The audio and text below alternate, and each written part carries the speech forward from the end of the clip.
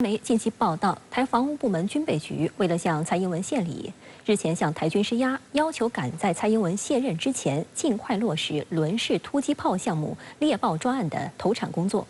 最好能在今年年内开始量产。不过，这个要求被台军拒绝，原因是这款装备远未达到台陆军的量产标准。实际上，猎豹专案的突击炮车是改装自蔡英文用于反斩首的逃跑专车，已经耗费上千亿元新台币的研发经费。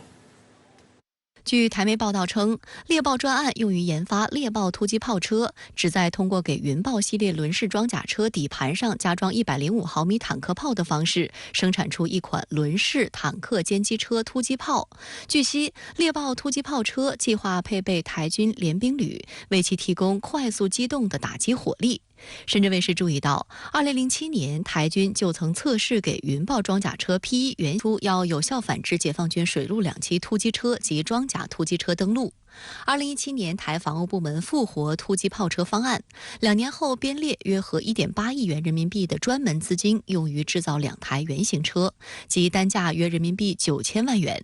但原型车整车的尺寸和重量都超过设计要求，台陆军再次拒绝收货。此前宣布的将参加今年9月台北航天展的计划也告吹。猎豹突击炮车的研发过程十分坎坷，在初期，研发单位就表示，由于岛内没有生产能力，缺少主炮供应商，之后决定向美国采购 M68A2 型105毫米坦克炮。当时岛内媒体曝光，台当局专门为此在美国开设了一家命名为黑熊公司的皮包公司，但美方出于各种因素考虑反悔了，这家黑熊公司也直接消失。在沉寂了一段时间后，台防务部门宣布已经构建了自制火炮生管的能力，也试制了编号为第1和第2的2辆原型车。但各方消息显示，第1和第2在安装炮塔之后再次出现老问题，超高超重，从车体底部到炮塔座圈的垂直距离竟有1.8米，整车高度也达到了惊人的4米。这一高度甚至超过了以尺寸巨大闻名的纳粹德国鼠式超重型坦克。那据我们的了解，整个猎豹的高度高达3.7公尺哦，因此这样的一个庞然大物这么高，在战场其实是容易成为一个标靶。第二个，台湾方面采用战车炮所修改过来的低膛压炮，但它存在炮塔和炮本身后坐力过大、体积过大、重量过大，因此会使得整个猎豹的战斗重量高达25公吨以上哦。这个与目前所主流的这种同类车辆大概22公吨这样的一个重量相比，它存在重量过大的缺点，因此又大又重。尽管如此，岛内媒体今年3月初还报，目前的云豹突击炮车第1和第2原型车的顾及始终无法改善，确定不会投入生产。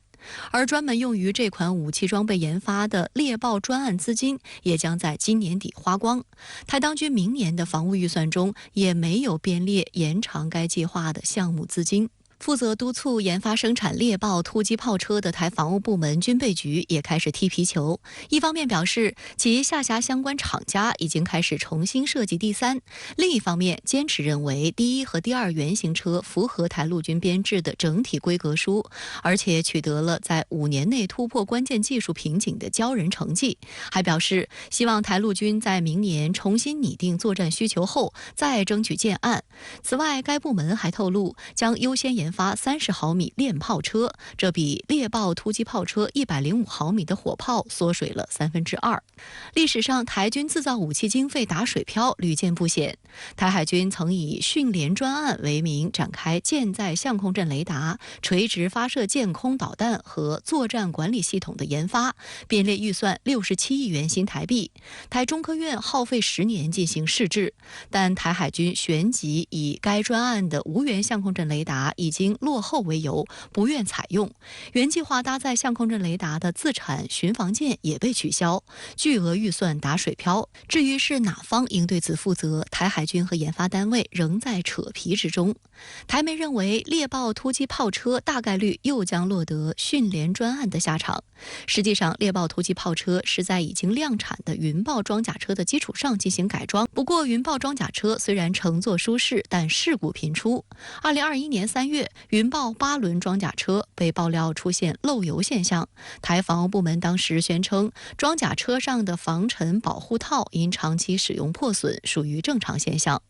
2020年9月15号，台军一辆云豹装甲车经过台中市大里区街头，遇到路口转弯时，足足耗时2分钟，经过多次倒车才转弯成功。视频在网络传开后，岛内舆论讽刺：转个弯都这么慢，要是开到战场上，战都打完了。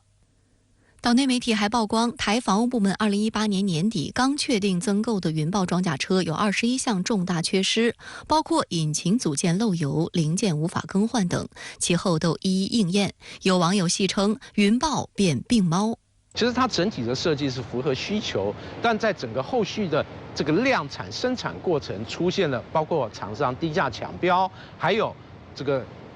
台湾的中钢公司所提供的钢材，它在这个整个性能规格上来讲，与需要存在一些落差，导致它容易龟裂。后续衍生的，因为台湾相关的研发单位本身经验不够，又没有向有经验的厂商或技术来源取经，那导致发展出现一些失败的案例。德国媒体报道，一些西方国家和巴西、印度、南非的外交官代表近日在丹麦首都哥本哈根举行秘密会议，会上讨论了关于俄乌冲突的和平谈判等问题，还提出7月要进行俄乌谈判的目标，但俄罗斯政府表示对此毫不知情。对于这场没有俄罗斯参加的秘密会议，外界认为意义不大。实际上，与会的多个国家表达了疑问。乌克兰总统办公室主任安德里·叶尔马克25号说，乌克兰打算举办全球和平峰会，讨论乌方为化解俄乌冲突所提和平方案。来自美国、英国、法国、德国、加拿大、日本、巴西、印度、土耳其、沙特阿拉伯、南非和欧洲联盟等国家和地区分管国家安全事务的官员和政策顾问，当天参加了在哥本哈根举行的闭门会议，讨论相关议题。另据德国电视1台消息，俄乌和平谈判或最快将于7月举行。也有欧洲舆论表示这几乎不可能。俄罗斯政府则表示对这次会议毫不知情。法新社表示，这是一场绝密会议，外界仅知道会议的目的是为乌克兰举行全球和平峰会做铺垫。计划中的峰会的日期和地点尚未确定，可能在夏季在哥本哈根或巴黎举行。为此，欧盟正在寻求广泛的支持。而这次秘密会议就是西方国家希望获得对乌克兰问题持中立态度的部分金砖国家的支持的一次外交尝试。在出席这次绝密会议的各国代表方面，虽然丹麦外交部严加保密，但一位美国高级官员透露，白宫国家安全顾问沙利文有出席。英国金融时报报道称，沙利文将与国务院高级官员维多利亚·纽兰一起应乌克兰的要求发起外交攻势。据称，他们的目标是说服全球南方国家削弱与俄罗斯的关系。但与会的国家官员透露，西方国家对此并没有信心。